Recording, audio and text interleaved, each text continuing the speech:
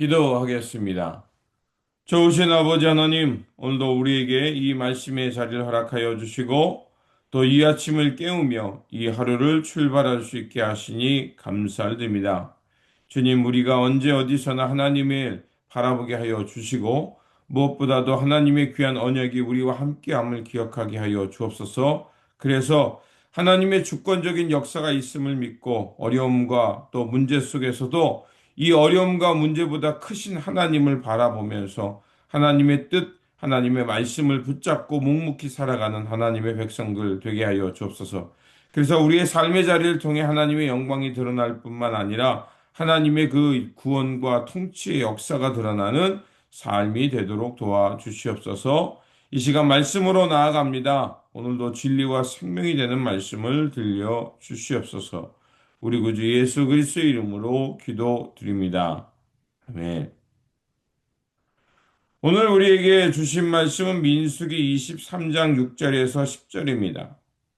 그가 발락에게로 돌아간즉 발락과 모압의 모든 고관이 번제물 곁에 함께 섰더라. 발람이 예언을 전하며 말하되 발락이 나를 아람에서 모압 왕이 동쪽 산에서 데려다가 이르기를 와서 나를 위하여 야곱을 저주하라 와서 이스라엘을 꾸짖으라 하도다. 하나님이 저주하지 않으신 자를 내가 어찌 저주하며 여호와께서 꾸짖지 않으신 자를 내가 어찌 꾸짖으랴. 내가 바위 위에서 그들을 보며 작은 산에서 그들을 바라보니 이 백성은 홀로 살아갈 것이라. 그를 여러 민족 중에 하나로 여기지 않으리로다.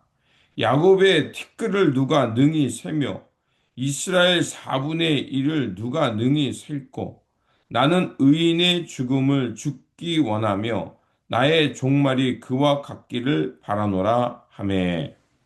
아멘.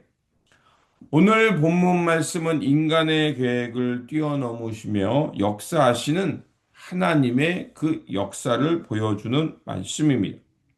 우리가 인생을 살면서 예상치 못한 반전을 경험할 때가 있습니다. 실패인 줄 알았던 일이 성공으로 이어지기도 하고, 이건 잘된 일이라고 했던 일이 오히려 큰 문제를 일으키는 것을 볼 수가 있습니다. 또한 그 막막하고 세상 불의가 가득한 것처럼 보이는 세상이 있지만, 그러나 그 어둠의 역사를 뚫고 하나님의 그 구원의 빛, 의의 빛이 임하는 것을 우리가 볼 때가 있습니다. 민수기 22장을 보면 모압 왕 발락은 그 강해 보이는 이스라엘을 두려워하여 주술과 발람을 불러서 저주하라게 했습니다. 발락은 돈과 명예로 발람을 설득하며 그의 입술에서 저주가 나오기를 기대했습니다. 그런데 하나님은 어떻게 하시냐? 그 발람의 가는 길을 막게 하셨고요. 여호와의 사자를 통해서 그렇게 하지 못하게 막았을 뿐만 아니라 그 발람의 그 입술을 통해서 저주가 아닌 오히려 축복이 선포되게 하셨습니다.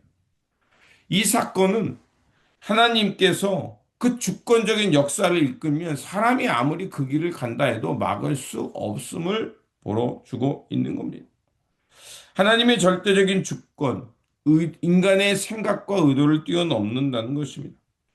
발락은 권력과 돈으로 발람을 조종하려 했지만 하나님이 이를 허락하지 않았던 겁니다. 발람은 그래서 이렇게 고백합니다. 오늘 본문 8절이죠. 하나님이 저주하지 않으신 자를 내가 어찌 저주하며 여호와께서 꾸짖지 않으신 자를 내가 어찌 꾸짖으랴.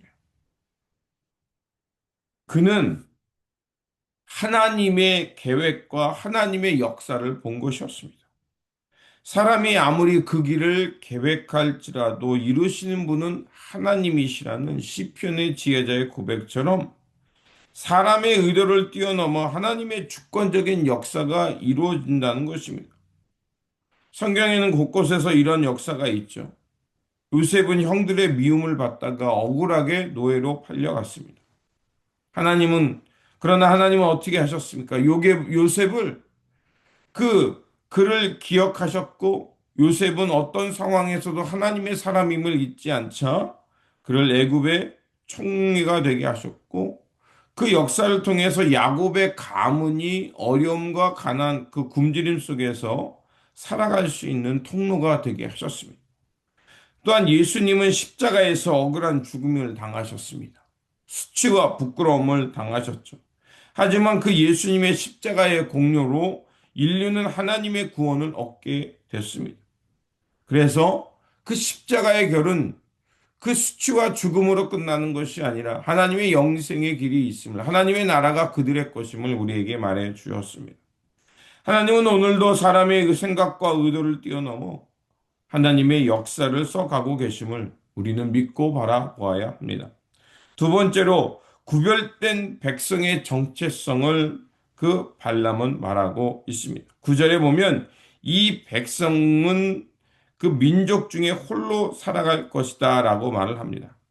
이는 세상과 구별된 백성임을 말하고 있습니다. 궁극적으로 이는 교회와 성도들을 말하는 것이죠. 우리가 이 세상 속에 살지만 그러나 우리는 틀림없이 구별된 삶을 산다는 것입니다. 교회가 세상 속에 존재하지만 이 세상의 가치를 따라 사는 것이 아니라 하나님 나라의 가치, 생명, 평화, 돌봄의 공동체로 살아간다는 것입니다. 세상은 어떤 불의를 써서라도 자신의 욕망을 추구하려고 하지만 우리는 하나님의 말씀을 따라서 우리의 삶의 척도를 삼고 하나님께서 원하는 바를 먼저 추구하는 삶을 살아야 한다는 것입니다. 세 번째로 하나님은 그 백성을 변함없이 축복하고 있음을 말하고 있습니다. 10절에 이렇게 말합니다. 야곱의 티끌을 누가 능히 셀고 이스라엘의 4분의 1을 누가 능히 셀고라고 말을 하고 있습니다. 이는 하나님께서 아브라함을 통해서 주셨던 너의 후손이 하늘의 별과 같이 바다의 모래같이 많아질 것이다. 라는 그 하나님의 언약의 약속의 성취를 말하고 있습니다. 그들이 비록 광야 같은 세상에 있지만 그리고 광야에 있었지만 하나님은 그 약속을 신실하게 지켜가고 있었던 겁니다. 그리고 그들에게 주시고자 하셨던 그 가나안 땅, 그 땅을 향해 나아가도록 하나님은 인도하고 있었던 것입니다.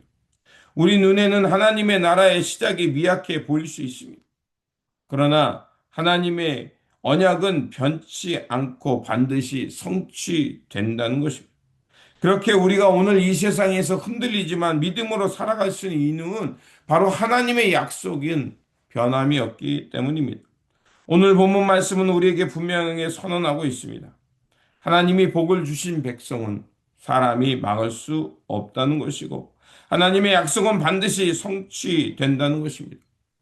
또한 이스라엘은 하나님의 소유된 거룩한 백성이요. 하나님은 그들의 하나님이 되어서 그들을 보호하고 지켜주신다는 것입니다. 그래서 발람은 결국 이렇게 고백합니다. 나는 의인의 죽음을 죽기를 원한다. 나의 종말이 그와 같기를 바란다. 라고 말을 합니다. 이는 무엇을 말하냐? 하나님의 백성답게 살아가며 이 땅에서 복을 받을 뿐만 아니라 나의 끝이 하나님의 주권의 역사 속에 있기를 원한다는 것입니다. 그렇습니다. 하나님의 주권적인 역사를 사람이 막을 수 없으며 하나님의 말씀의 언약은 반드시 성취된다는 것입니다. 그러므로 변치 않는 그 하나님의 약속, 그것을 바라보면서 오늘도 하나님의 복중에 거하며 살아가는 저와 여러분들이 되시기를 주님의 이름으로 축원드립니다. 기도하겠습니다. 사랑과 은혜가 풍성하신 하나님, 오늘 말씀을 통해 우리가 하나님의 언약 백성임을 다시 한번 깨닫게 하여 주시니 감사를 드립니다. 세상의 공격과 방해 속에서도 흔들리지 않게 하시고 모든 상황이 주님의 주권의 역사 속에 있음을 믿고 하나님의 거룩한 백성으로 구별되게 살게 하여 주옵소서. 그래서 불의와 악을 거부하며 주님의 거룩한 말씀에 순종하며 참되고 바르게 살아가는 언약 백성 되게 하여 주옵소서. 오늘도 살아서 역사하시며 선한 길로 인도하여 주시는 우리 구주 예수 그리스도 이름으로 기도드립니다. 아멘.